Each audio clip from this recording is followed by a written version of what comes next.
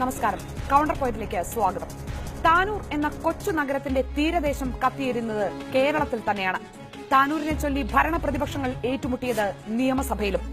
ജനങ്ങൾ ജീവനും കൊണ്ടോടുന്നുവെന്ന് സഭയിൽ വിലപിക്കുന്ന മുസ്ലിം ലീഗും ജനജീവിതം സാധാരണ നിലയിൽ എന്ന് പ്രഖ്യാപിക്കുന്ന സിപിഎമ്മും തന്നെയാണ് താനൂരിൽ നേർക്കുനേർ നിന്ന് എറിഞ്ഞും കത്തിച്ചും കലാപം തീർക്കുന്നത്. രാഷ്ട്രീയ നേതൃത്വങ്ങളുടെ നാടകത്തിൽ എരിഞ്ഞു തീരാനുള്ളതാണോ താനൂരിലെ സാധാരണക്കാരുടെ ജീവിതം? കൗണ്ടർ പോയിന്റ് ഇന്ന് ഉന്നയിക്കുന്നത് ഈ ചോദ്യമാണ്.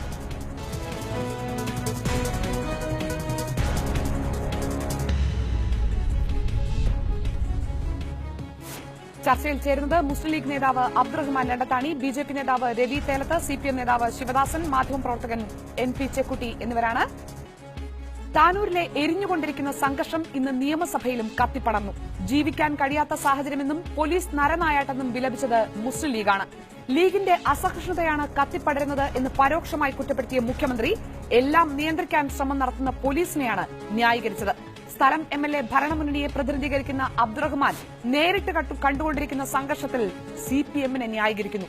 ഇവർ പറയുന്നത് ഒന്ന് കേൾക്കാം, എന്നിട്ട് താനൂരുകാർ സ്വയം ചോദിക്കട്ടെ, ഈ രാഷ്ട്രീയ താൽപര്യങ്ങൾക്കായി ഇനിയും ജീവിതം അശാന്തമാക്കാൻ ചാവേറുകളാകണോ എന്ന്. പോലീസ് ഇവിടെ താനൂരിൽ നരനായാട്ട് നടത്തുകയാണ് സർ. ഇത് സഭ നിർത്തിവെച്ച് ചർച്ച ചെയ്യേണ്ട വിഷയമാണ്. ഗൌരവമുള്ള പ്രശ്നമാണ്. മനുഷ്യാവകാശ പ്രശ്നങ്ങളാണ്. സ്ത്രീകളെല്ലാം വളരെ പേടിയിലാണ്. ആ പ്രദേശം വളരെ വിജനമാണ്. ആളുകൾ വളരെ ഭയപ്പാടോടുകൂടിയാണ് കഴിയുന്നത് സർ. സ്ഥിരമായി IUML സ്ഥാനാർത്ഥികൾ ജയിച്ചിരുന്ന സ്ഥാനത്ത് 2016 നിയമസഭാ തെരഞ്ഞെടുപ്പിൽ LDF സ്വതന്ത്ര സ്ഥാനാർത്ഥിയുടെ വിജയം ഉൾക്കൊള്ളാൻ ചിലർക്കിപ്പോഴും കഴിയുന്നില്ല. അതാണ് സംഘർഷത്തിന്റെ അടിസ്ഥാന കാരണം. സ്ഥലത്ത് തിരൂർ ഡിവൈഎസ്പിയുടെ നേതൃത്വത്തിൽ 200ഓളം പോലീസുകാർ ഡ്യൂട്ടിയിലുള്ളതും ജനജീവിതം സാധാരണ നില കൈവരിച്ചിട്ടുമുണ്ട്. ശരിക്കും എന്താണ് താനൂരിൽ സംഭവിക്കുന്നത്? പുറത്തുനിന്നുള്ളവർ പറയണ്ട, നാട്ടുകാർ തന്നെ പറയട്ടെ.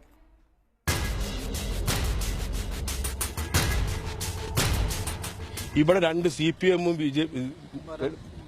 ലീഗുമായി കുറെ നാളുകൾ പ്രശ്നങ്ങളുണ്ട്. പ്രശ്ന മേഖലയൊക്കെ അപ്പുറം.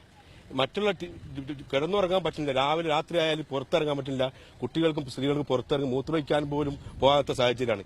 ഞങ്ങൾ ജോലിക്ക് പോയി തിരിച്ചു വന്ന വണ്ടിയത്. ഈ വണ്ടി പിറ്റുന്ന രാത്രി പോലീസ് അടിച്ച് ആക്രമിച്ചതാണ്.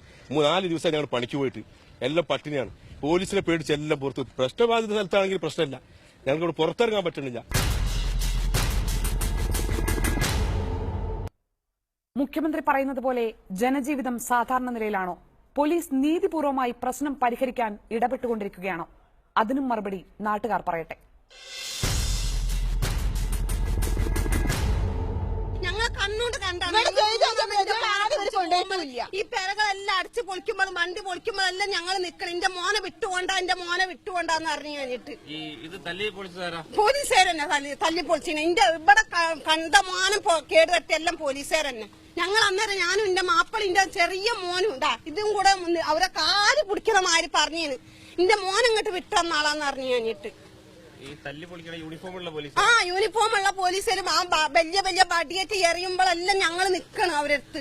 എന്റെ മോൻ അങ്ങോട്ട് തന്നാളാന്ന് പറഞ്ഞു കഴിഞ്ഞിട്ട് ആ പോലീസുകാരെ പിന്നെ എന്തിന് കാവലിന്? പിന്നെ ഞങ്ങളെല്ലാം ഇവിടെ ജീവിച്ചിരുന്നിട്ട് ഇനി എന്ത് കാര്യമുള്ള?